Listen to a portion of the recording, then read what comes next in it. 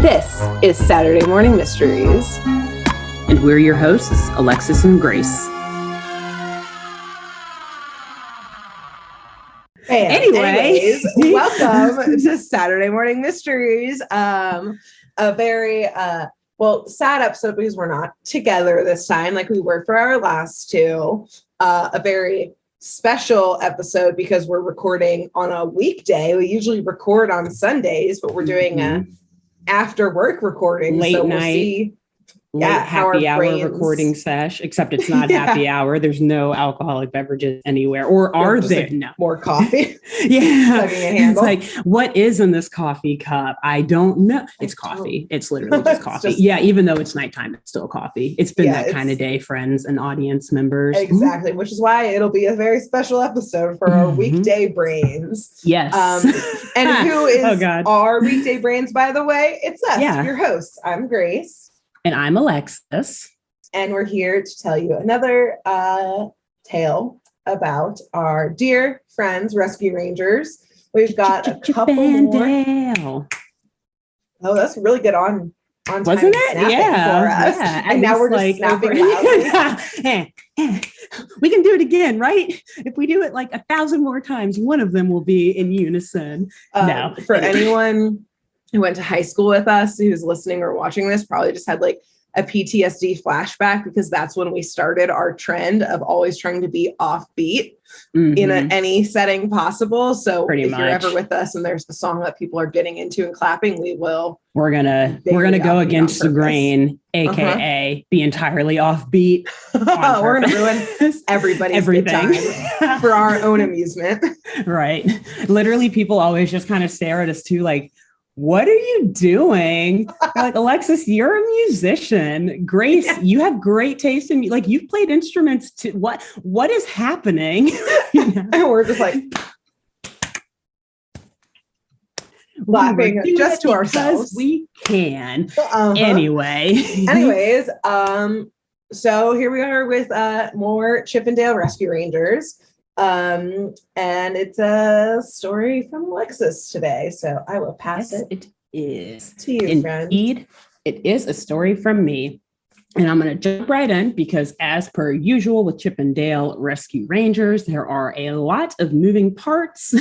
And I managed to put a lot of great wild speculation into this episode. Yay. So I'm going to get us just rolling here. The episode that I am talking about today. Buckle in.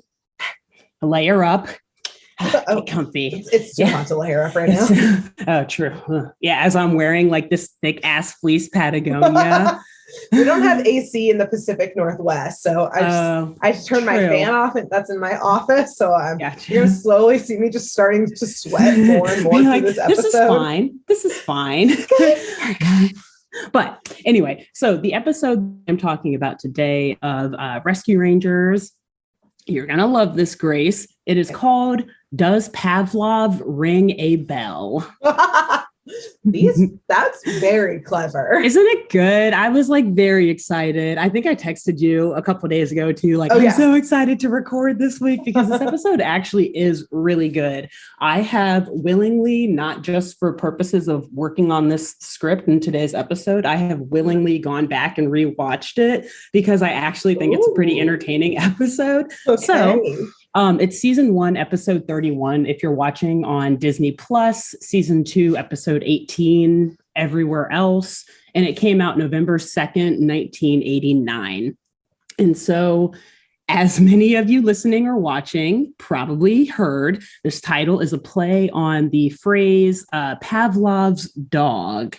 And so that phrase, gonna get nerdy here for a second, aka half researched, aka truncated spark notes, aka like first couple paragraphs of the Wikipedia page on Pavlov. All that. So the phrase, I will use a big word here though. It is a colloquial reference to the term classical conditioning, aka Pavlovian or respondent conditioning. And it was first studied in detail by Ivan Pavlov. Big shocker, right? The name. Named it after himself. He did. Those psychologists or whatever. So vain. But anyway, so Ivan, he's a Soviet Russian physiologist, actually not a psychologist. And he conducted these experiments that became known as Pavlov's dog or whatever. No shocker again, with dogs. And he recorded his findings in 1897. And so essentially, classical conditioning, I'm going to get kind of into the weeds here very quickly, but I'm going to super like layman's terms it in a second. Okay. But I just felt like I needed to be nerdy and explain like the actual scientific phrases, at least as Wikipedia presents them. So essentially, like respondent something. I don't know what that means. Yeah, respondent. So I'll get to it. Kind of that word in particular. I won't ask more questions in case you didn't write down the answer. Sorry. Yeah, wait till I get to the end to ask questions so you know what I even read about. I didn't read that much. I'm not an expert in this shit. I literally just did enough to like take up 5 to 10 minutes of the podcast. Anyway, essentially classical conditioning occurs when a conditioned stimulus is paired with an unconditioned stimulus. And the conditioned stimulus is usually something like, or at least in his experiments, it was something like a sound, for example, a bell or a whistle. And the unconditioned stimulus is usually like a reward of some sort, like food or a treat. And so then you're also looking for the unconditioned response to the unconditioned stimulus, which is then described as an unlearned reflex, such as salivating. So when the conditioned stimuli, the bell, is repeatedly paired with the unconditioned stimuli, the food, the organism, aka a dog, is going to begin to exhibit a conditioned response to the stimulus, to the conditioned stimulus, even when the conditioned stimulus is presented alone. In other words, because even rereading this 1,000 times and copying it down from Wikipedia, I was like, this is using the same word a lot over and over, and I don't know what's going on. Different versions of conditioned. Exactly. Conditioned, unconditioned, stimuli, blah, blah. So in other words, super layman's terms, scientist has a dog, scientist rings a bell in front of the dog, and then gives the dog food. Repeat over and over and over and over and over many times. But then do it again, ring the bell, and don't give the food. However, doggo will still be salivating even when the bell rings because doggo is so used to food coming right after the bell rings.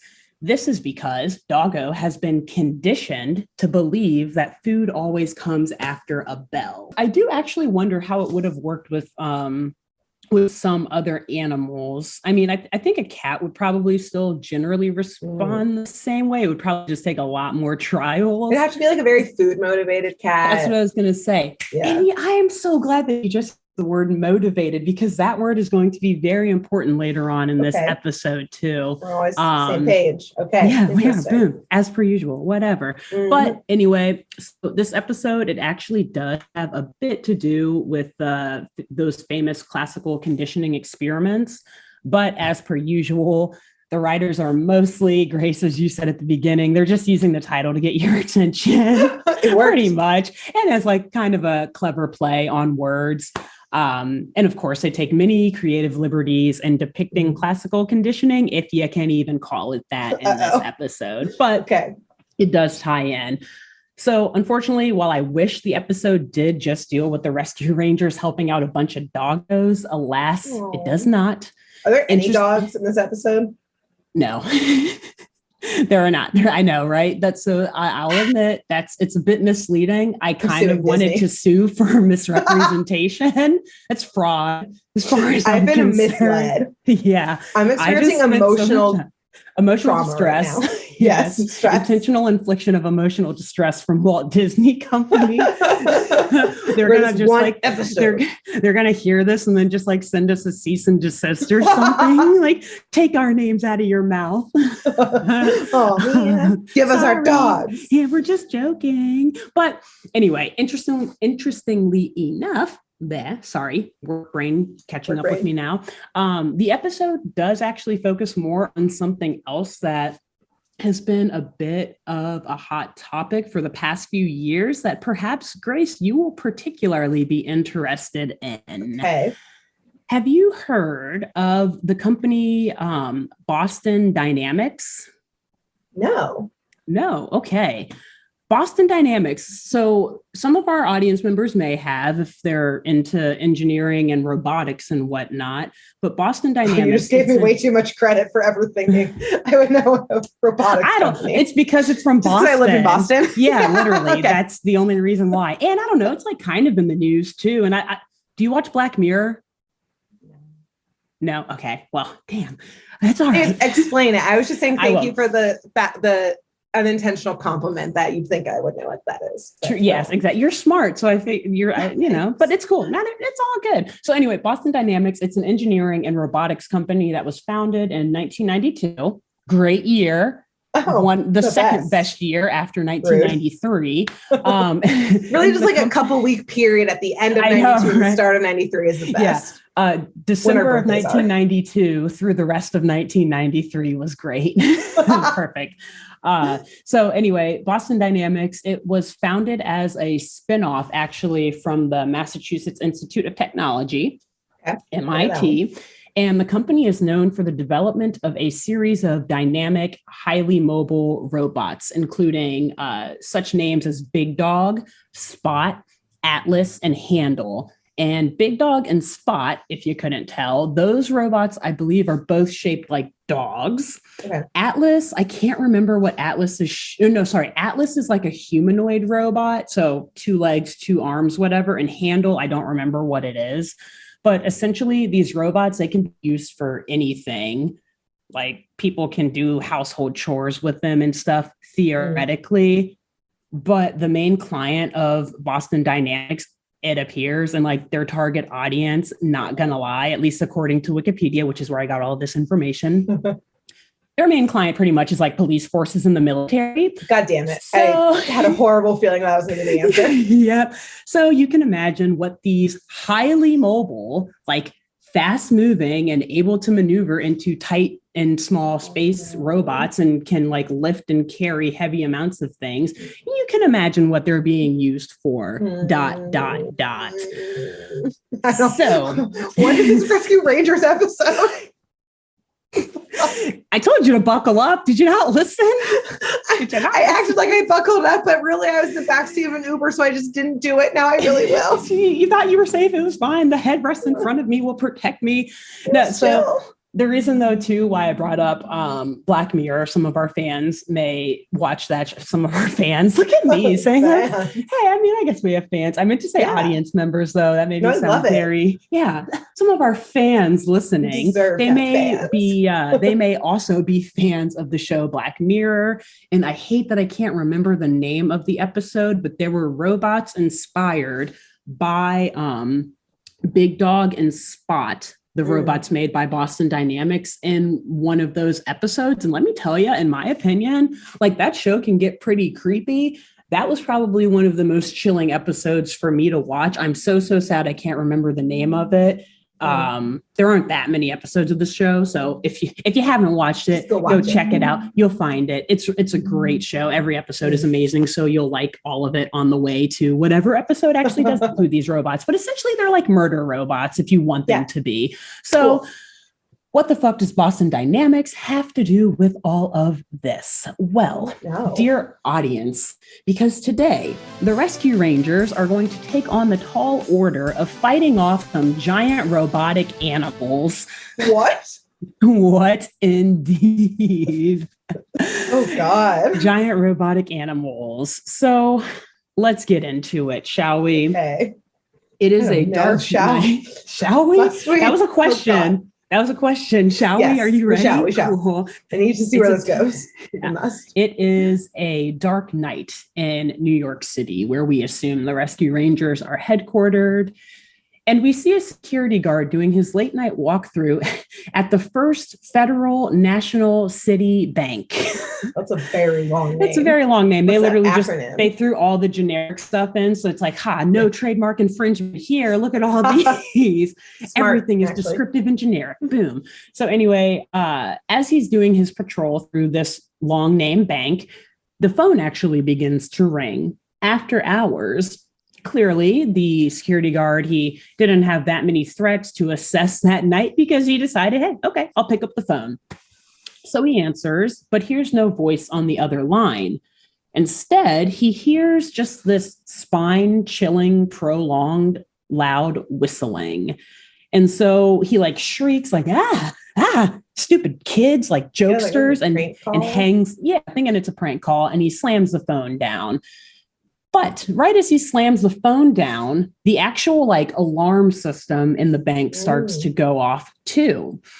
And so he's looking around the bank. He's running around. He's got his flashlight out, trying to look in every corner, looking at all the doors, at the windows and everything. But he's getting very confused because he can't find any intruders or where any intruders would have entered the bank. And so he's looking around, freaking out. And the ground beneath him actually starts to shake and rumble like an earthquake, but not an earthquake outside, an earthquake inside of the bank. And the shaking, it forces him to the ground, and he's like laid out on his back. And the flooring in front of him, as he's laid down, just breaks apart and falls down into, I guess, like the basement or whatever. It would be absolutely frightening. Yeah. But it gets even scarier because out of this hole that is formed in the floor of the bank climbs a giant robotic guinea pig. Wait, which to be fair, I actually thought it was a dog when I first watched the episode, which is why I was very excited to tie in the Boston Dynamics stuff. But then later on, I was like, oh God, no, that's a guinea pig. That's kind of cute. When you say big, like compared to a human, how big is this robot guinea pig? Or is it guinea pig size? When it's giant, like when it stands its two legs, it's probably about the height of the security guard. And this is like a big dude who's a security guard. Yeah, no, it's not guinea pig size. It's a giant robot. So it's big, horrible, terrifying, even though it is shaped and designed to look like an adorable guinea pig with, I have to add, like it had a red sweatband on. Like, I mean, I don't think it was like an actual sweatband, but it was like a paint design of a red sweatband around his head. And it has like these very shiny light blue LED lights. Honestly, much like my LED lights back here, like just like coming out of the eyes. And so the next scene takes us to what I assume is Grand Central Park, where apparently the Ranger hideout is located. I don't know. Okay. We know that they live in New York. The camera zooms in on this ginormous park. The Ranger hideout is in the tree. Are there any other ginormous parks in the middle of, I was going to say in the middle of Central, in the middle of New York City? Work brain. Yeah, exactly. Thank y'all. Bear with me here. Anyway, so inside of the Ranger station, we see Gadget like workshopping as per usual, these adjustments to all of her new inventions, particularly, I believe, like a land vehicle of sorts, not a plane, but it does still have a propeller on it. Okay. And as she's like testing this propeller, she actually almost kills Monty, by the way. Like the propeller comes loose and flies directly over his head. No big deal, I guess. She's just like, oh, golly, sorry, Monty. Yeah. Honestly, though, typical day at the Ranger hideout. I think so. And so Gadget, she's like apologizing to Monty. She's cleaning up her mess, which thankfully wasn't more of a mess due to Monty's blood being splattered all over her workshop. But as she's cleaning up, we see our fierce co-captains of the Rescue Rangers, Chip and Dale, enter the workshop. And these two, Chip and Dale, they're already bickering and like shoving one another from the moment that they enter the workshop. Because as I believe you noted in your very first Rescue Rangers episode, Grace, way back when for us, these two, Chip and Dale, they are vying for Gadget's attention. Oh God. Yep. Yeah. Classic, right? Like It doesn't come up much in the episodes, but it's very obvious that Chip and Dale both are like in love with Gadget and just want her to like them, but they only use it as like a serious plot point every now and again. This is one of those times. Oh, God. So Chip, he has picked Gadget a flower and he neatly potted it in this like cute little thimble. And Dale has packed this cute little picnic for two, and they're like fighting over who gets to give it to Gadget first.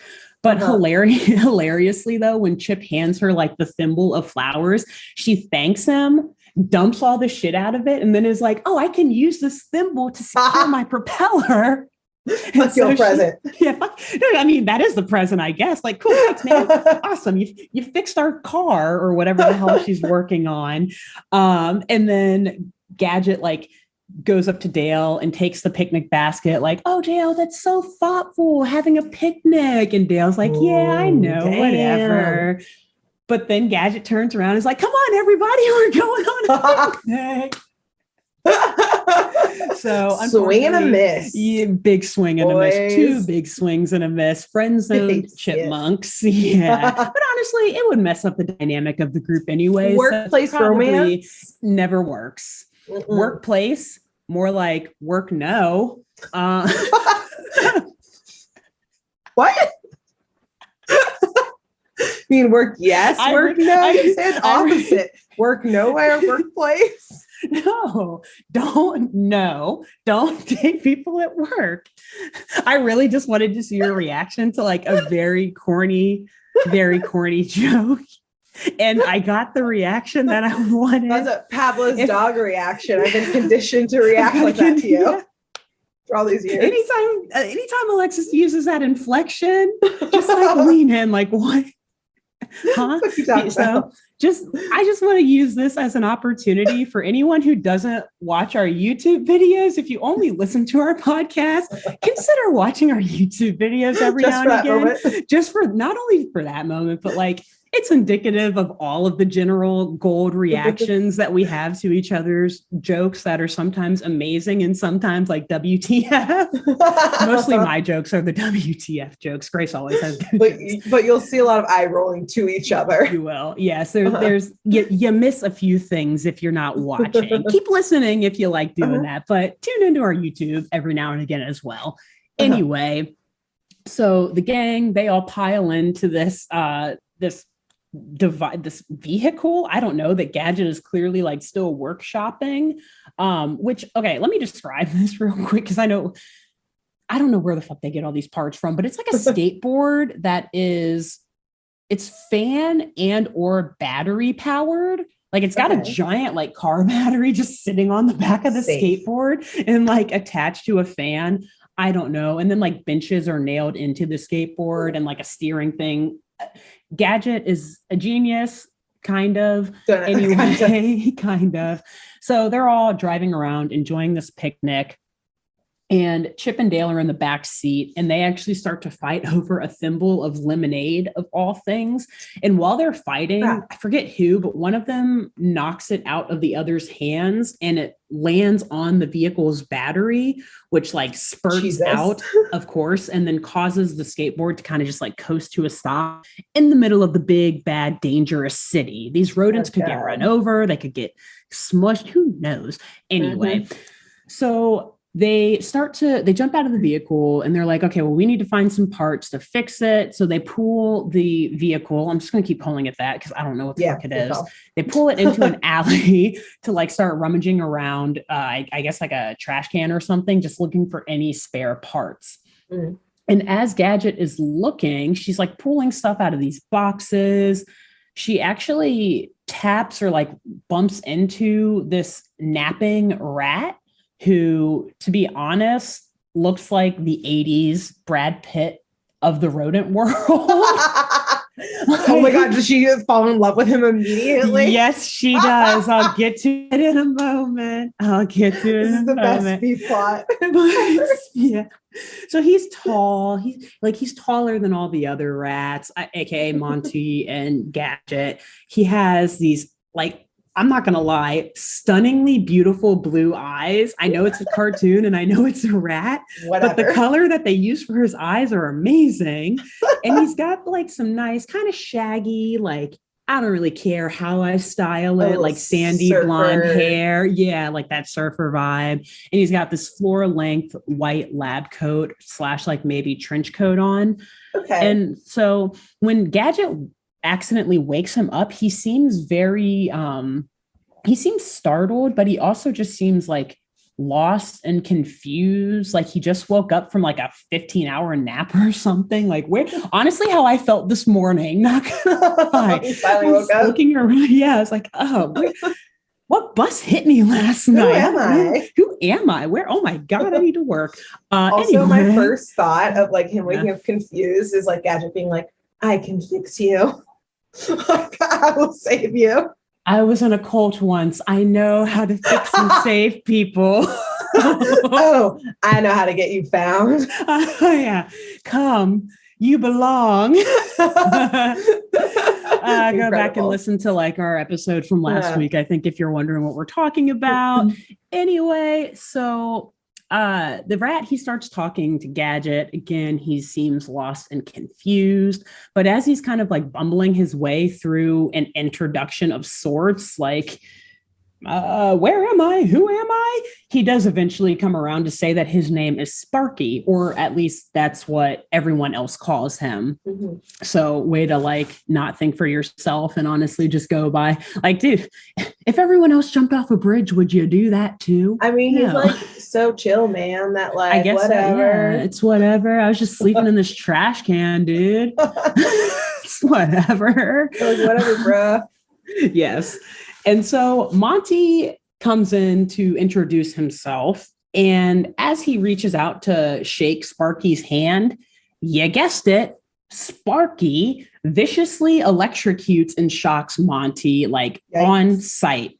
And so Sparky apologizes, and honestly, with like, he's got this kind of weirdly satisfying grin on his face. Like he's like, yeah, you saw what I just did there, didn't you? And he tells the rescue rangers that he's a lab rat who specializes in electrified mazes and shock therapy. Wait, also and so, hilarious. Hold on. I was like, don't let me get to it. Oh, yeah, he is a lab rat, though, which is like, yeah, the lab coat and everything. Of like, lab rat, I work in a lab, but also lab rat. Like, but I'm a lab rat. Okay, I thought you were going to say something else, but yeah. Okay. Oh God. It's like, hold on, I have a very funny thing I have added in here. So anyway, very quickly, Sparky, he apologizes. And Gadget, she's like not at all worried about Monty's health or safety, like the fact that he just got very dangerously electrocuted, because she's immediately just like, wow, you work in a lab? Oh my and God. Sparky's like, yeah, I guess. But actually, like, he's having these weird, like, memory lapses and is, like, very confused because he's clearly, like, going through electroshock therapy pretty much every time. To say, but I'll let you keep going. Yeah. And so he continues bumbling through this exchange with Gadget. But dear audience, this is my first bit of wild speculation for today's episode. Okay. I believe that Sparky is actually none other than a multiversal version of Elmo's Butter Spark, aka Megavolt from Darkwing Duck, aka a rat who has the ability to generate electricity and was a giant science nerd. AKA, if you have no idea what I'm talking about, go back and listen to our episode. Our last Darkwing Duck episode. Darkwing Duck in the Wrong Cartoon. Yeah, where I discussed Megavolt's origin story. So yeah, somehow Megavolt and all of his manipulation of electricity figured out how to open a portal to another reality. He stepped right in and he's like way cooler. Yeah, he's way cooler. He still has his hair. It's like sandy blonde now instead of like brown. He's got like nice, pretty eyes. Yeah. So Elmo's Butter Spark, he's a multiversal version of Sparky. We're saying that now. It's canon. Okay. We know that Darkwing Duck and Rescue blow up to Sparky. Just Sparky. Yes. He's like, you know what? I'm going to cut off all those other parts of my name. I'm reinventing myself in this new city with new animals who fight crime. Wow, this is the best crossover I could have ever asked for. Oh man, and this was the first reason. Well, no, the title alone was the first reason why I was excited to do the episode. But then once I saw that, I was like, oh, well, there's no question now. I got to just power through it. Hopefully it doesn't go downhill from here because I'm doing it, like writing as I'm watching. Like, with it. This is it. So anyway, Chip and Dale, they swoop into the conversation and they try to pull Gadget away, reminding her that they need to fix the Ranger mobile. And Sparky then offers to help fix the vehicle. He's like, hey, I'm a lab rat. I know science. I can do this. And so he just like jumps up on it and does this like with his hands like and like touches the battery. And everything, though, starts running again. So everyone's actually kind of amazed, like, whoa, this dude truly does have superpowers. It's not just some, random coincidence that he happened to almost kill Monty, who, by the way, Monty's almost died twice today. So. I was going to say, we should start a counter. How often does Monty almost die this episode? There's at least one other time. So good. Anyway, after this, Gadget, she is taken away, like off of her feet, crushing hard on this new friend who they just found sleeping in a garbage can in the alleyway. Who also has, sounds super safe, who also has powerful and dangerous superpowers. No big deal. Sounds like someone you want to be besties with.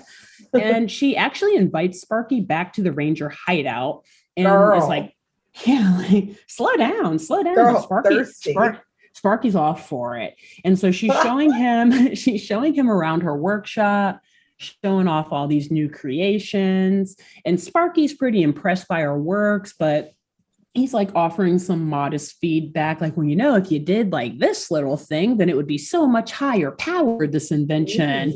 And in doing this, obviously, Gadget is like even more impressed, like, oh, you're so smart. You're so right. I love it. And Chip and Dale are like in the background, angrily grumbling, like, stupid Sparky. Why is he here? And so Gadget, she briefly steps away for a second from her workshop to clean something up elsewhere.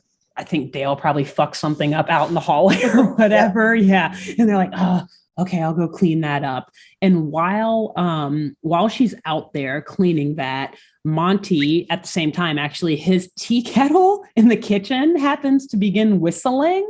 So Monty's like, oh, I gotta go get my tea. I'll be back in a minute.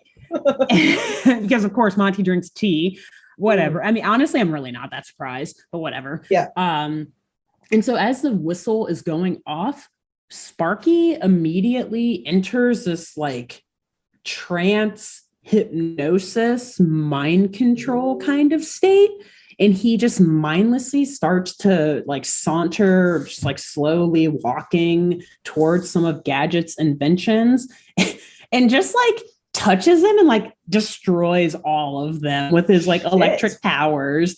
But Chip and Dale were the only ones in there because Monty and Zipper are in the kitchen and Gadget's out cleaning up whatever thing Dale messed up. And so when Gadget comes back in and Monty and all them come back in, they're like, well, what the hell is this? What did you guys do? They obviously blame it on Chip and Dale because they're always messing up her. Well, all of them mess up the inventions. But in this case, it looked like it was them. Right. And they're like, no, it was Sparky. We literally just saw him do it. And Sparky kind of like instantly snaps back out of it. But they're like, dude, explain to them that you broke all this stuff, not us. And Sparky's like, what? I don't know what you're talking about. He's in this total trance still, very confused, not knowing where he is. He just totally fogs out. And so Gadget is like, fuck this. I just cleaned up your mess in the hallway. You guys clean up this mess so that I can go with Sparky and see his lab and spend some time with him. So Chip and Dale are even more pissed now. So the next scene we see Sparky's lab, and he's showing Gadget around and introducing her to all of the other like lab mates and test subjects. Let's be real. And in particular, he introduces her to Buzz, a cute little guinea pig who also has a red sweatband and a red tank top on. Interesting. Okay. Yes. But he is adorable. He's like he's very positive and very like energetic, just adorable little guinea pig, not gerbil.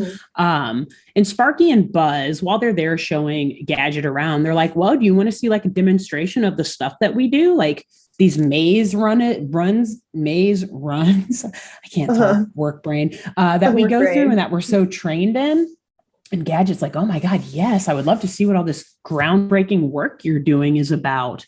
And so Sparky and Buzz explain that in order to run through the maze, they have to use motivators. Like I said earlier, you brought up the word and you said food motivated too. I love it. So real quick. That's what I am. Food motivated 100% of the time. I'm actually going to try to finish this in the next 5 minutes so I can have dinner. It's my motivation to get through this script, having dinner tonight. So real quick, talking about classical conditioning again, going to use some big words again, apologize, but here we go. In terms of classical conditioning, the motivator, as Grace hinted at before, it's one of the many factors that determine how quickly or slowly an animal is conditioned. And so it can regulate the intensity of behaviors that facilitate reaching a goal, or like the amount of time and energy that an individual or an animal is willing to expend to achieve a goal. Okay. So in this case, if someone, puts a treat out for a starving animal, it's going to be a lot more motivated to do something than if they put, like a stick out for a starving animal, like let's say a dog in particular, because some dogs may want to play fetch or something, right? Well, they're going to run and get the food a lot faster than running to get the stick because they're more motivated. They're more motivated to eat than they are to play. That's like a super dumbed down explanation of that. Yeah. Anyway, in other words, so Sparky, he presses different buttons that are making like all of these different noises. I don't know. Essentially, though, the noises trigger or motivate Buzz to do a certain thing. So, for example, when Sparky presses a button that like lets out this bell noise, Buzz instantly goes into this like super soldier at attention, like ready to comply mode. Like, also, they're experimenting on each other. Yeah, at this point, only because the professor's not there. They only do this when he's not around. Okay, I have some concerns. I do too, that these animals are using all of this lab equipment and anyway. And so then when Sparky presses another button that sounds off an alarm type of sound, Buzz is motivated to follow the alarm because it tells him where to go. So he'll run through the maze like after the sound of this alarm, essentially. So the bell is what puts him into this like hypnotic, like mind control state. And the alarm is what he's following as he's making his way through the maze. Okay. So Buzz runs through the maze pretty much mindlessly in this hypnotic state. As I said, just like no care at all. Just boom, where's the alarm? Follow it. And funny enough, the entire time that Gadget's been hanging out in this lab with Sparky, it turns out actually that the rest of the rescue rangers actually followed her there. Which not only is this creepy and weird, desperate. But it's very desperate, but it means they likely did not clean up the mess in her workshop. She's going to come back and be so pissed. Yeah, they can't use the Ranger mobile. A nice night out. A nice night out. Boo. And Monty is telling Chip and Dale that too. So to be fair, Chip and Dale snuck behind her first and Monty was then following them. And he's like, what are you doing here? Our little Gadget's finding love, whatever. I feel like I'm slightly getting better with an Australian accent. It's going. I'm trying. Maybe. Australians listening are like, not at all. We've been banned in Australia. Yeah, that's all good. I'll keep doing it then. It's definitely getting better. And if you notice, I don't even try to do one. So like full credit to you. Thank you. I guess I just don't mind sounding super stupid. Anyway, so trying to like fast talk there, so the rest of the rescue rangers are in there and they're like talking and yelling so loudly they accidentally like knock over shit, and Gadget immediately sees them. Oh my God. So they're all trying to like fast talk their way out of the awkwardness of Gadget thinking like, did you follow me here? What the hell? And they're like, no. We just heard about this maze and we wanted to try it out too. It's like, okay, whatever. Very bad lie. But unfortunately, at least Sparky and Buzz fall for it. Gadget's like, really? But Sparky and Buzz are like, all right, awesome. Come on, let's go. So they like throw all the boys into the maze. And they do it. There's some shenanigans in there. Watch the episode. It's pretty funny, but like not super integral to the plot. Anyway, so right as they're finishing this maze, which they didn't finish it very well, by the way, but they did finish it. Sparky is like, oh my God, I hear the professor coming. Everyone, you have to run and hide, like get in your cage. And so just as the rodents scatter, Gadget notices who the professor who walks into the lab is. And she's very kind of not frightened, but shocked to see that Sparky and Buzz are lab animals for the evil scientist, Professor Norton Nimnol, who happens to be another one of the Rescue Rangers' biggest arch enemies. I would say it's like Fat Cat on top, maybe Nimnol right underneath him, and then like a couple others after that. Norton Nimnol, he's in a lot of episodes, and he is literally always thwarted by the Rescue Rangers. So the Rescue Rangers are like, oh shit, hide. He cannot know that we're here. And so let me describe this dude real quick. He is a short, balding, but like still like red hair on the sides and like thick red mustache, white coat, bifocals, probably as thick as his mustache, and also voiced by Jim Cummings. LOL. That's it all.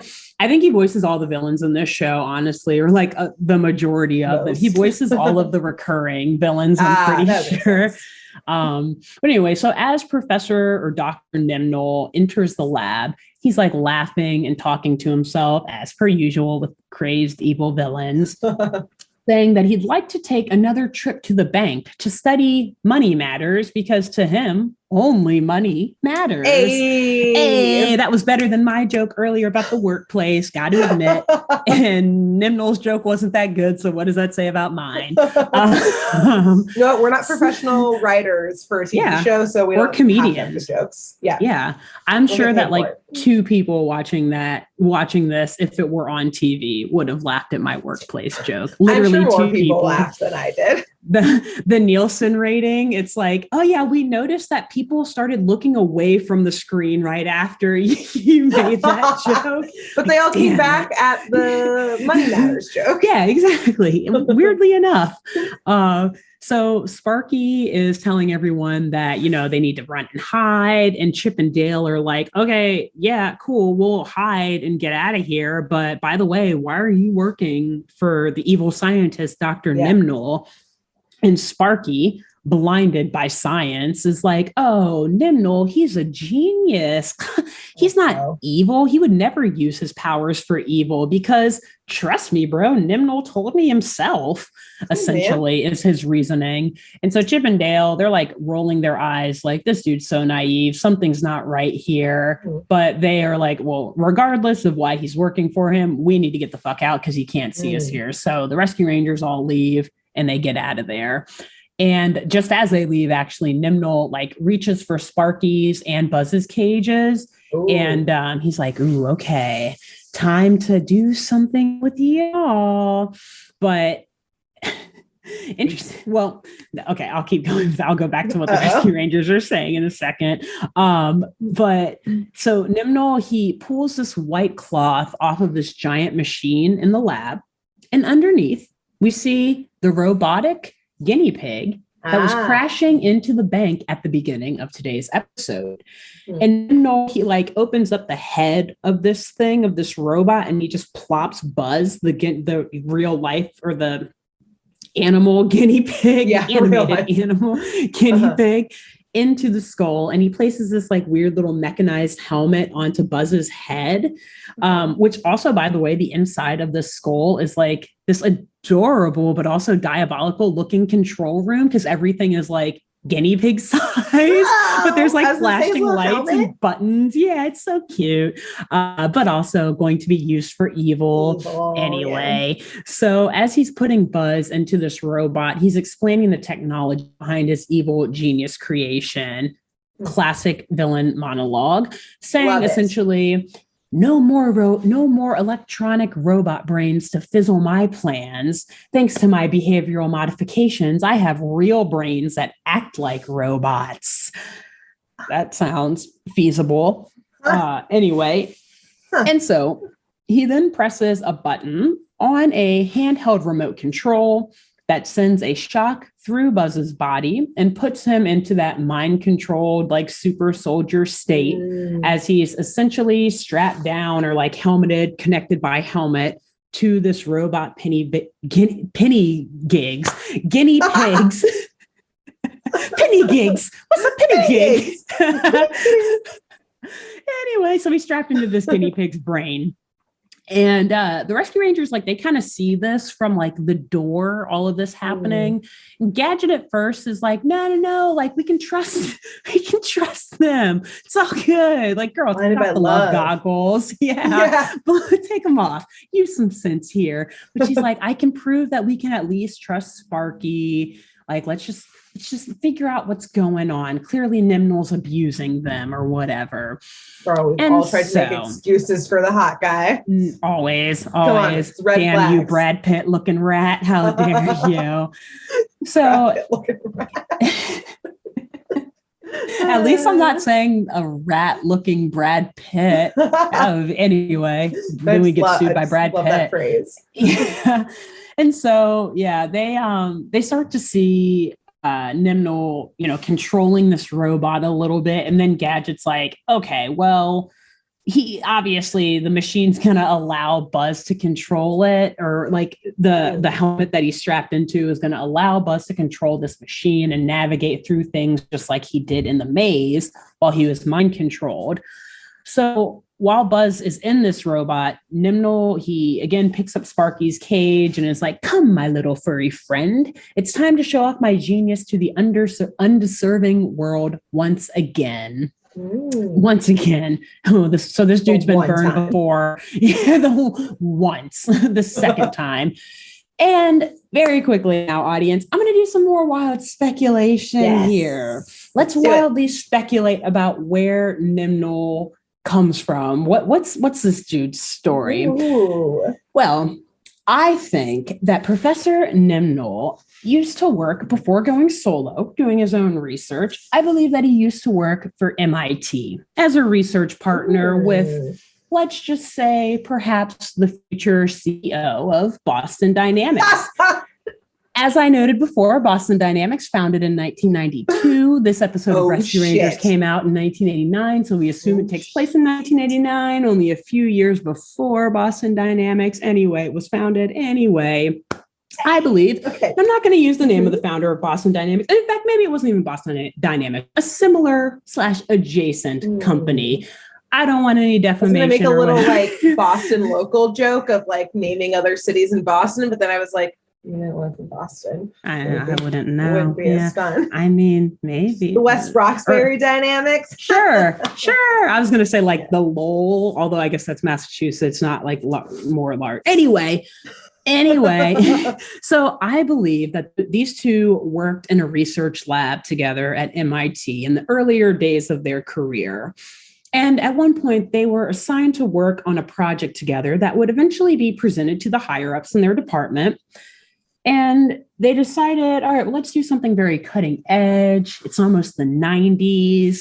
We're trying out new technology, whatever. And so they were both always very interested in mimicking animals' physical abilities into robotics. So excited to finally have the opportunity to work together, the two agreed to focus on this area in their research and overall design project. Thus, they ended up spending months years, even working together closely, becoming dear friends and trusted colleagues. Cue like montage of them like joking around as they do like equations and stuff and like looking like, also, sure? I need to say, for some reason, I know this is going off of your wild speculation, but like in my mind, they also like, because you're like colleagues to friends, and my head was like to lovers. And they're like doing like the chalk and like it like gets on like someone's nose and they wipe like, it off. As they're like doing like equations for like robotic police dogs. Yeah, like militarized force, like the police dogs. state. Yeah, exactly. Anyways. Like bringing each other flowers and stuff. Like, no. It's still montage form. As I was writing this too, I was like, I better stop there. I don't want to make it seem like these two are going to fall in love. Not that they couldn't. Yeah. I'm glad you did though, because I was like, she's probably going to read that into this somehow. But no, it's okay. I mean, honestly, actually, maybe it would make this wild speculation even better. But I was still like, nah, we'll talk about them being just like very, very like super close work colleagues, especially in the scientific field when you're working on like inventions and stuff together. I assume you get close to your colleagues, whatever. But anyway, so as they continue to workshop ideas about the ways to best design this robotic feat, the future CEO, who literally I'm naming for the purpose of this wild speculation, future CEO. Oh, I thought you were like gonna name him. No, name drop. No, not gonna name him. Anyway, he began to realize that the best way, and again, this is the future CEO who is coming up with this idea. He began to realize that the best way to control this kind of robot would be to actually use the mind of an animal itself, thus making the movements and the actions of the robot much more lifelike. And you see, I said it before, Nimno, he's kind of like a twerpy looking guy. He's short, a little stocky. I guess now he's balding, but back then he probably actually just had like a red afro rather than like balding. Spider-Spark? Yes, like Spider-Spark, right? So he wasn't, and he's a little eccentric too, and he's a little he doesn't like to admit when he's wrong. He likes to take credit for as many things as he can because he's pretty smart. So like he does typically get things right, but like his colleagues aren't super keen on that. So as a pretty geeky, short and eccentric redhead, it was always difficult for him. No offense to redheads. It was always difficult for him to find friends, let alone with anyone with whom he figuratively saw eye to eye, AKA like they had very similar, figuratively. He's like, I'm way down here, but you're up here, but we both have the same research interests. I love it. And so without a second thought, Nimnol is like, oh, absolutely. I totally agree. We should go down this path with our research. Let's get some animals and start testing them. And he threw himself into this understanding that, he threw himself into understanding the science behind this creation. And so they started to revise their design plans in order to focus more on creating a robot to be powered by animals. And they were like, oh, we can integrate Pavlovian classical conditioning into the equation in order to condition animals to act on command. Again, taking some creative liberties with classical conditioning and the purpose of it, but in a way, cool. We'll go with it. We'll roll with it for the purpose of Chip and Dale. And so, of course, the research, it was kept very close to their chest. One, because Nimnol was like, I don't like any of these people and they don't like me. And the future CEO was like, you're right. We've got some cutting edge ideas here. They're going to try to steal them from us. So they held that stuff close to the chest and they would just like tell their managers like, yeah, things are going great. We're making good progress, all that, as they were giving like benchmark updates. They're like, we're going to wait till the final reveal to really show this thing off to the board and to the deans, whatever. And so this little secret between the blooming besties, it began to take shape. And Nimnol maybe became even more excited about the research and maybe a little bit too committed to making his dear friend, future CEO, proud. And who knew? Like, I think that he kind of had this idea that maybe the design would allow the two to one day like run away from this dank, dark basement lab at MIT and start their own company, perhaps focused on animal robotics. who knows, maybe in 1992, they'd get back together and start a company. And so the day of the research presentation came around, and unfortunately, it did not go as Dr. Nimnol nor its future CEO would have dreamt or preferred. Oh. In fact, as soon as the duo began explaining the controls behind their new robotic designs, i.e. live animals, like as soon as they were telling the board, like, listen, we have created robots that are not powered by computers, but by animals themselves. All the higher ups thought they were joking and just started to laugh in their faces because saying that idea out loud sounds fucking ridiculous. Yeah. And as I noted before, very not feasible. Training all of those animals, torturing all of those animals, perhaps. That's not going to look good on a college, on a university's record. So burn those papers. Burn those designs, all of it, everything, get rid of it. So Nimnol, he's like trying to calm down the audience, like, no, we're not joking. This is real.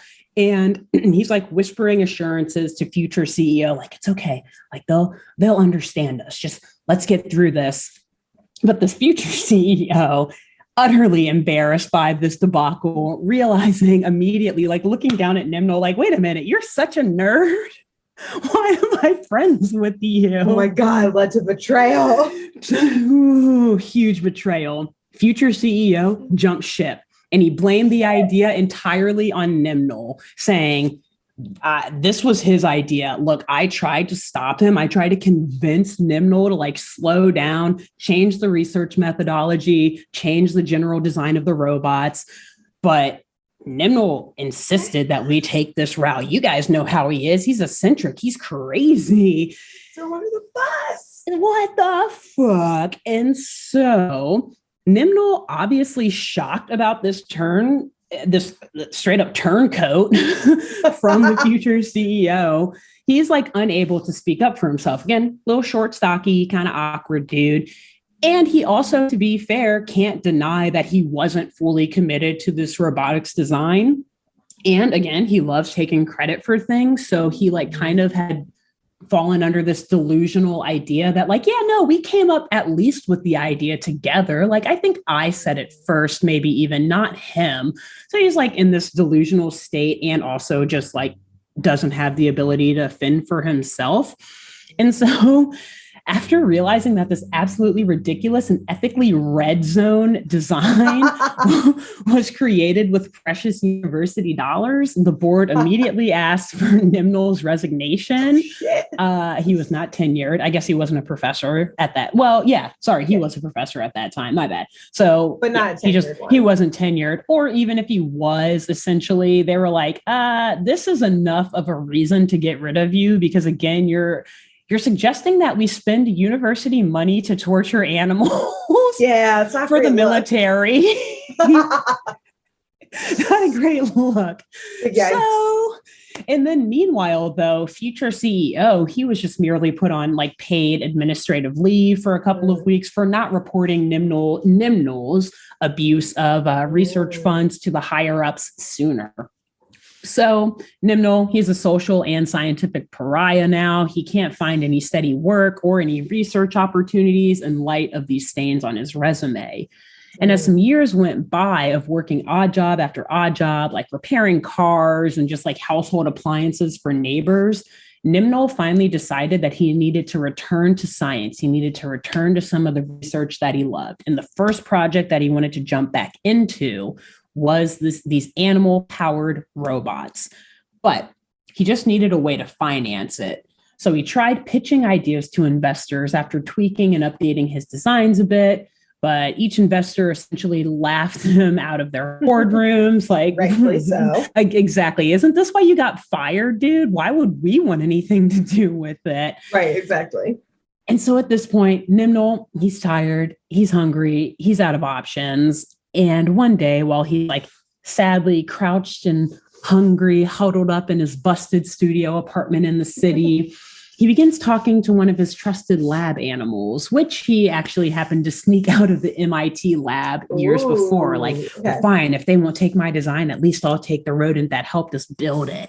And unfortunately, this little rodent, this rat, is now Nimnol's closest friend. Yikes. So while he's talking to the lab rat about how easy life is for it, saying things like, oh, you rat, you can just go and grab food for wherever and no one's going to chase you. You don't have to worry about bills, etc. He pauses mid-sentence and like gets a light bulb. And he's like, what if I just train you to go get food for me? Like, at least only until I can get back up on my feet and like, take care of myself again. I mean, or you could also get other things for me too, right? And so he began testing the limits, sending this lab rat out to steal modest amounts of food from like nearby bodegas and pizza joints and stuff like that. But he increasingly became power hungry, seeing how well these little small, these petty larceny charges were turning out. And so he keeps sending the rat out to like take a little bit more every time, right? So the next time he's like, oh, actually, go ahead and just you see that lady sitting on the bench across the street? She's not really looking at her purse. Just take all of her money out of there. And so he does his little conditioning, controls, whatever, sets off the bell, and the rat just zooms out, gets her shit, comes back up, and Nimnol's like $50 richer. Cool. Every now and again, he's like, go to that auto shop down the street, steal these parts so I can update the machine, whatever, update the robots, the usual stuff that a scientist might need to steal. And so besides like patents and whatnot. Anyway, and so Nimnol, he remains like very convinced and very dedicated that he will be able to receive more funding for his creations. And in his mind, again, pretty delusional and eccentric, his thought is maybe if I just show them that I've made more robots and that I've trained more animals to like be ready to jump into action as soon as you purchase it, then maybe they'll be willing to invest in my product. Yeah, I don't know, dude. It sounds like you're asking people to invest in something that needs more investment down the road. Is this an MLM? Yeah. All you have to do is recruit 2 more of your investor friends and then ask them to recruit 4 of their investor friends. And then they can make $13,000 a year.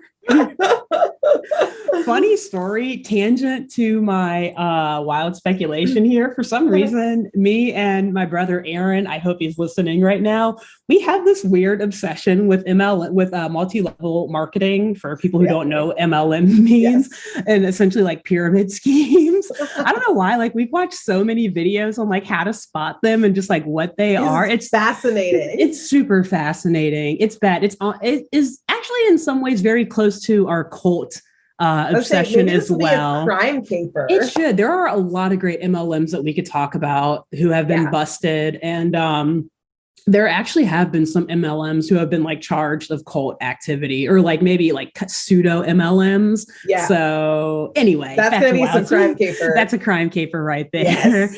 Anyway, we didn't even know it. We didn't. Love it. So, Nimnol's like, let me just build like 100 more of these robots. Oh. But and able to do that, though, he's going to need a lot more money. So he knows that he's going to have to up his game. He can't just keep like stealing from old ladies' purses. That'll only get him so far. He's like, okay, well, I mean, I could just steal it from a bank. Like they don't need all that money, do they? I do. I need these robots working.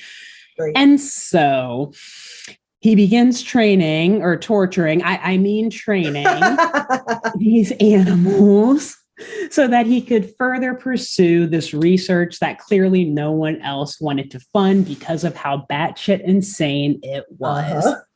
And that brings us out of our wild speculation and back to the real episode of Rescue Rangers. Amazing.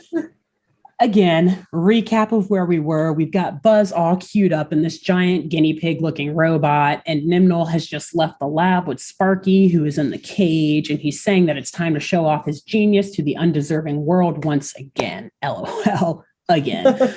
So Chip and Dale, they tell Gadget to stay back at the lab and examine the machine while they go follow Nimnol and Sparky. And the scene then cuts to like outside of the bank. And we see Nimnal like peeking his head around the corner of the bank, honestly looking like very, very sketchy. Not to, like, does anyone see me? And he like awkwardly runs into the bank with this rat cage. Terrifying. And inside of the bank, there's like a long line of folks who are just like waiting to deposit or get their money. And the bell for closing time rings or whatever, like the bank manager is like, all right, everyone, we're closing up, time to go. And you see like this wave of people in line just like starting to exit the building. And Nimnal is still just standing there, like looking all sketchy by the desk. Like, is everyone gone?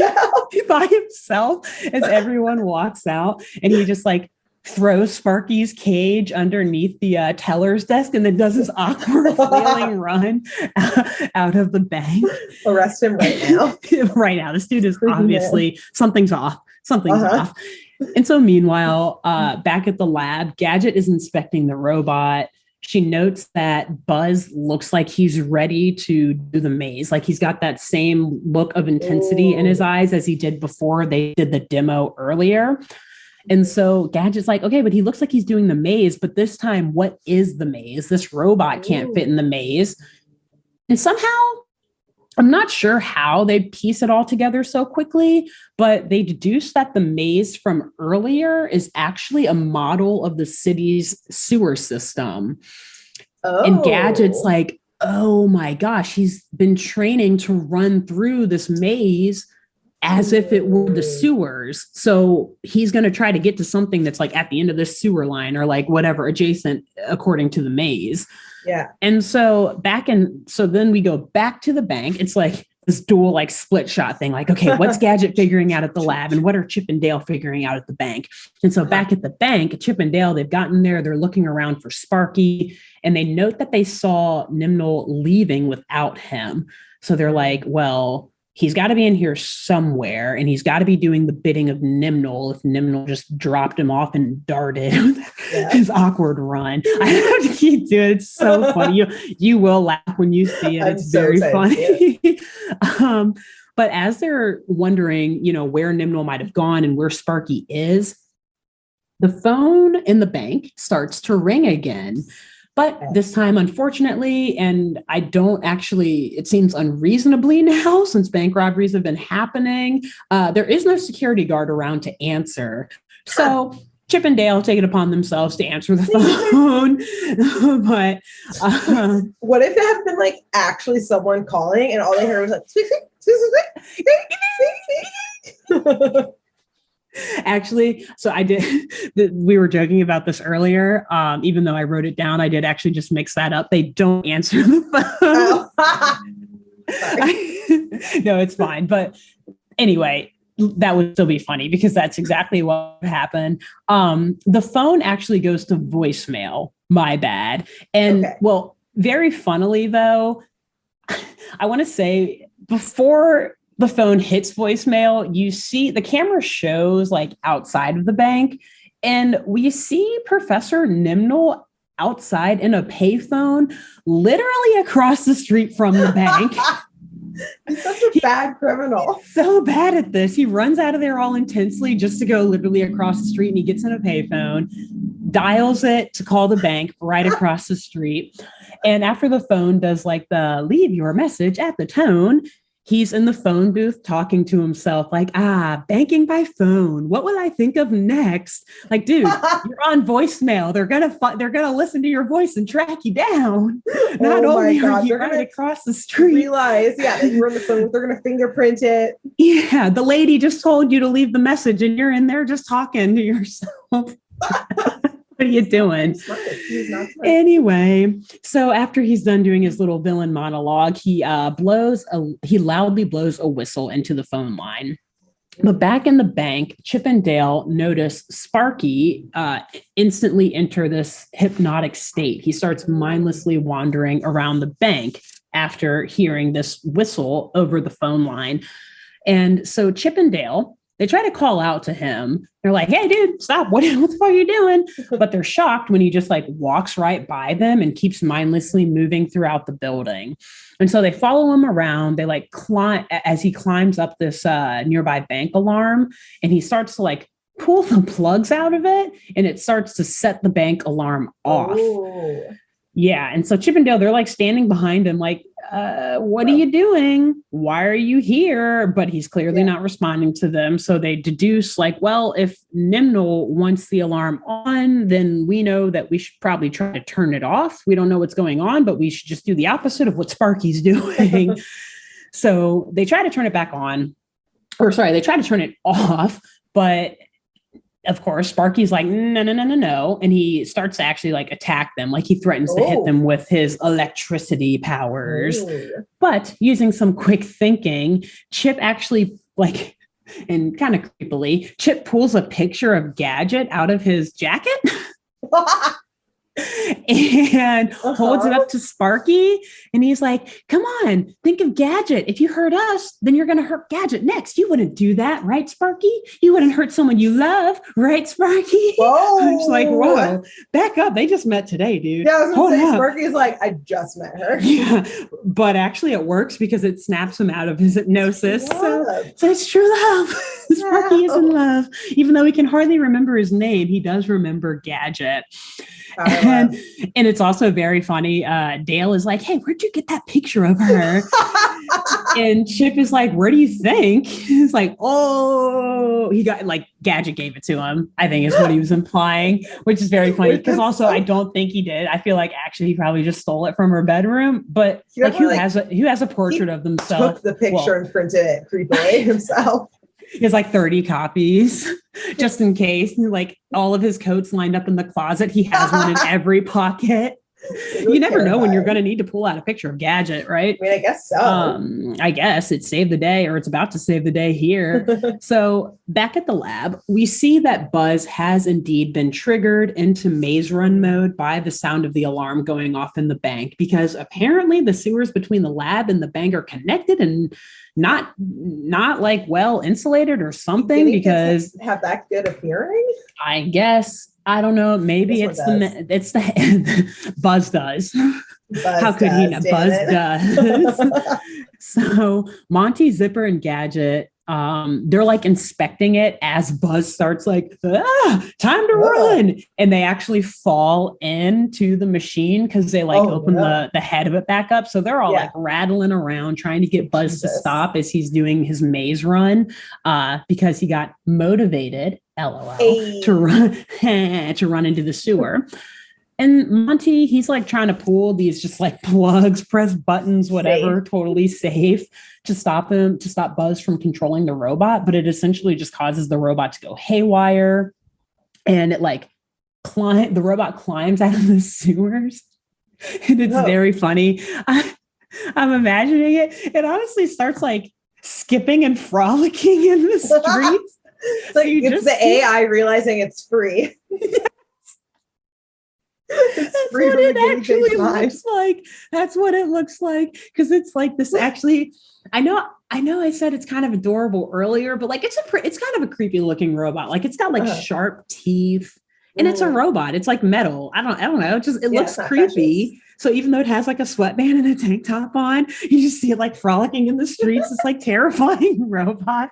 And then it like starts running up buildings and stuff like that. Just like totally going haywire. Like Monty definitely short circuited this thing one way or another. But eventually it scales up one side of a building and then scales back down, right back into a sewer. So they just end up right back where they started. And so, meanwhile, back at the bank, Sparky, he's awoken from his hypnotic state due to seeing the lovely picture of Gadget. And he's asking Chip and Dale what they're all doing there. And Chip and Dale are like, dude, we don't have time for games. Like, something bad's about to happen. Something's about to pop up in here or whatever. Like, you're working for Nimnal. But before they can really like explain what they think is going on or like ask Sparky even what is going on, the ground beneath them again begins to rumble.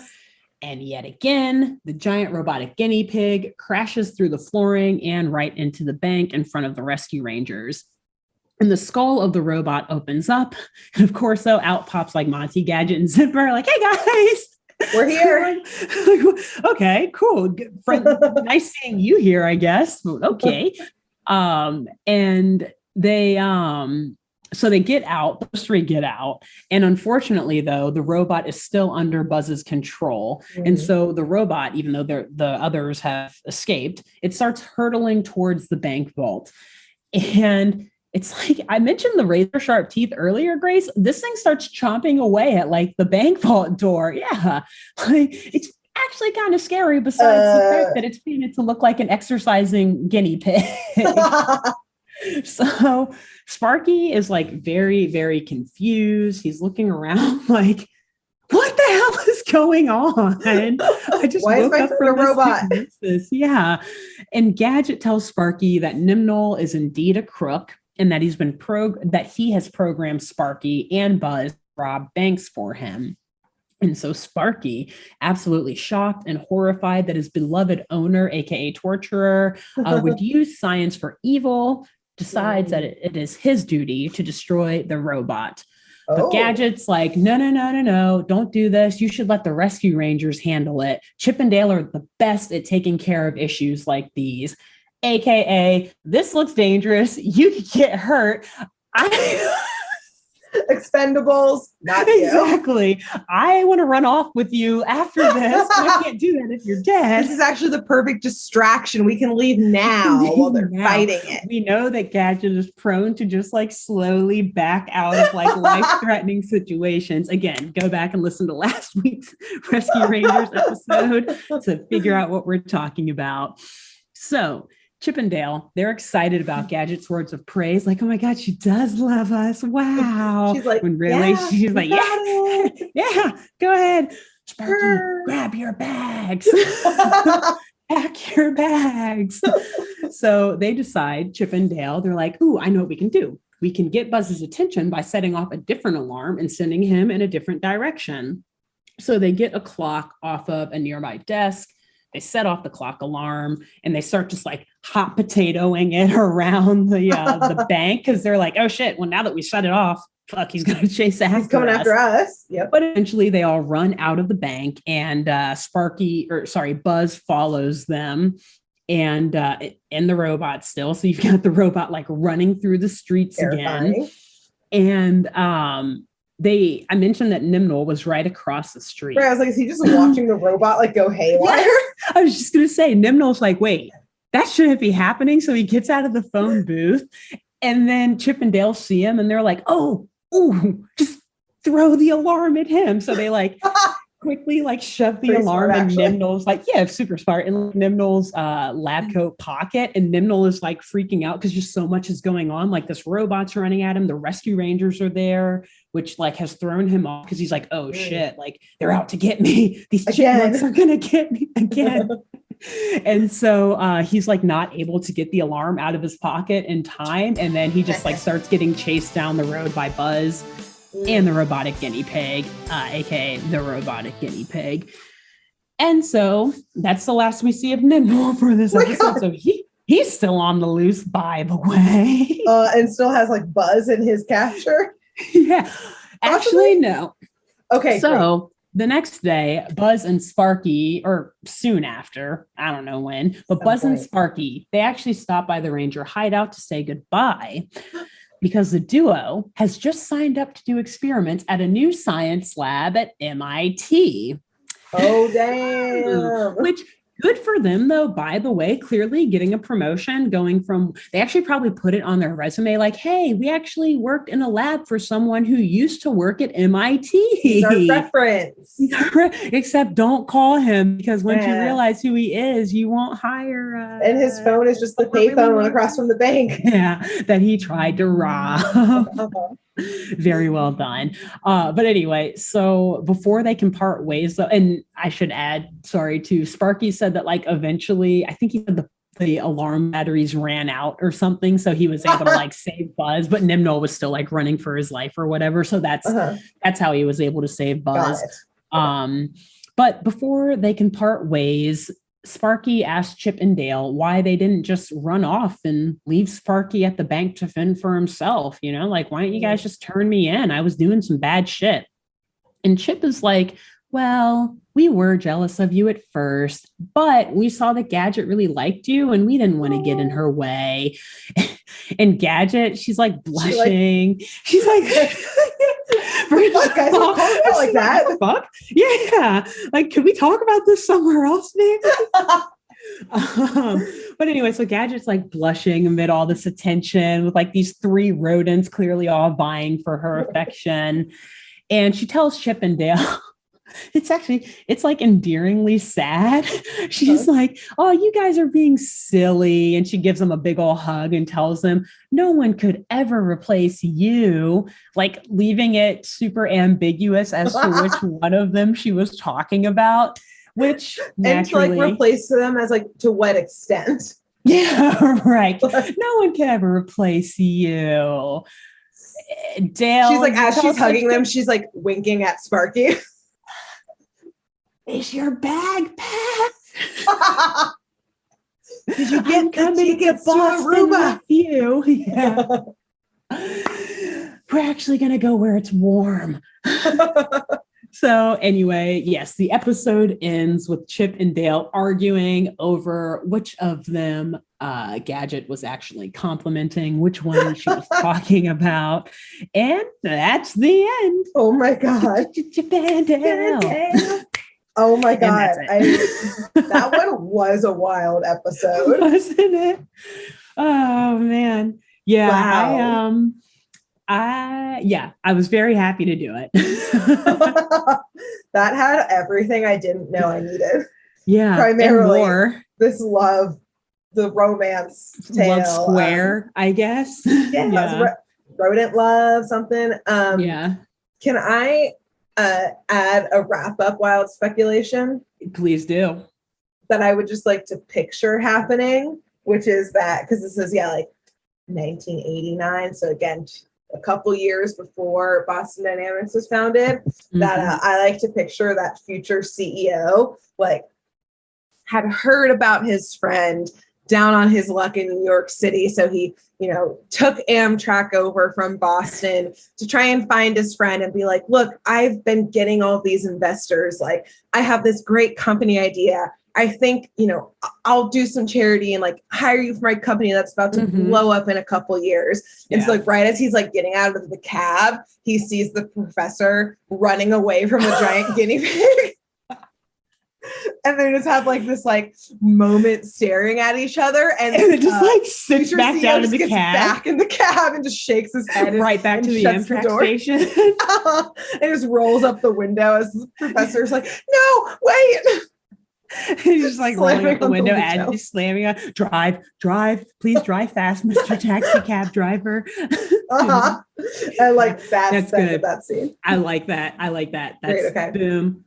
Let's edit this video so you explain that. Joking, don't do that. But yeah, boom. That's the perfect bow to tie up the wild speculation on the backstory of Dr. Nimnol. I also hope that because Dr. Nimnol is in a lot of other episodes, but I think this is like one of 2 that I've seen. So I'm like, I hope that this like kind of has some continuity behind it, that we can use this wild speculation in the future for other stories of him. I don't know, probably. Maybe we'll also do multiversal Nimnols. another version of Nimnol who actually didn't work for MIT, but worked for like, I don't know, Stanford or some shit. And right as Sparky is saying like his goodbyes to Gadget, which I'd like to picture for some reason, like out on the balcony at sunset over Central Park. They were on the balcony, and I don't know if it was sunset, but yeah. But now it is. But like right as he's like expressing his love and asking her to come to Boston with him, like somehow the multiverse like snaps him away and he's back to being Sputterspark with his like 2 strands of hair. He's talking to a light bulb, which he thinks is Gadget. Go listen to our Darkwing Death. Actually, the entire episode is just Megavolt having a moment. All of his little like light bulbs are like the different rescue rangers. He was just playing them around. And like Buzz, yeah. And like the biggest light bulb is Dr. Nimnol. Oh my gosh. Exactly. He's just like going around his lair, like dancing around these light bulbs. Running like Nimnol. There is no robot. There is no maze. Never was. Never was. What's it? Shutter Island. I was gonna say even Inception, which is another Leonardo. I was gonna say Inception at first. Yeah, but I was like, no, spinning top at the very end. The top is still spinning. The top is still spinning. It's a combo of Shutter Island and Inception. Inception. But Spider Spark is no Leo DiCaprio. No, unfortunately not. Now, Sparky, though, he is a Brad Pitt. Brad Pitt. Hey, okay. Love it. So yes, another wonderful. Great job. Thank you. That's one of my favorites. Good work. I agree. It was a fun episode. So yeah. I don't know. So that's it, y'all. I guess until next time, we'll have more. I guess. Oh, we're winding down. We've only got 2 episodes now. If my math is correct, is that right? I don't know. I haven't taken a math. I don't know. Yes. Yeah. Sorry. 2 more episodes of Rescue. 2 more episodes of the podcast, and we're done. That's it. No, God. just of Rescue Rangers. So we're winding down. We're gonna pick another show. I think we've picked our next show, and let me tell you, y'all are gonna love it. Yeah, I'm saying it right now. Yeah, it's pretty peak. So it's pretty peak. But until we get through these last 2 episodes of Rescue Rangers, aka next week, who, Grace, do you think the audience, our dear listeners and viewers, should tell about this dear podcast of ours? You know, there were so many twists and turns of this episode because it's fun to like sometimes like wrap them into something we brought up. Yeah. There were so many things that happened during this episode. You tell anyone based on this. About this.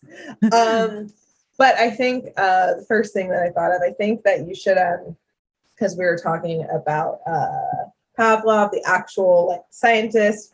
I actually, thought he was a psychologist, not a physiologist. Same, yeah. So I'm just going to say he's still a psychologist. Tell your psychologist. Tell your therapist. Your therapist. Yeah. Be like, something, I'm having a lot of hard times, but one thing that's getting me through, Sat More and Miss, you should listen to it and recommend it to all your clients. Yeah, it's all of them. Yeah. Anyone. It's, Yeah. And who else should they tell? So I'm doing a quick search to see what a physiologist is. Yeah, I actually don't know what that means. I was like, okay, like therapist. That's what I thought. I thought it was just kind of like a general doctor. So the branch of physiology is the branch of biology that deals with the normal functions of living organisms and their parts. So it sounds like just like so you're like studying cells and tissues and like the study of life. Got it. So it's a little more intense than like your general practitioner. So I was going to say, tell your physiologist, but I don't think people just like have physiologists. I think go find one. I think like research institutions maybe do, but not like individual humans. If you have one, like awesome, tell them. But if not, just tell your general practitioner next time for a doctor's appointment. Like, hey, we talked about like some type of medical things on this one episode of Saturday Morning Mystery. Oh, you haven't heard of it? Oh, take that tongue depressor out of my mouth right now, doctor. Spit it out at them. Yeah, it's in the face. Listen to the podcast. While you're in recovery for the eye surgery that you'll need after I spit the depressor into your eyeball. Now you're gonna need an optometrist.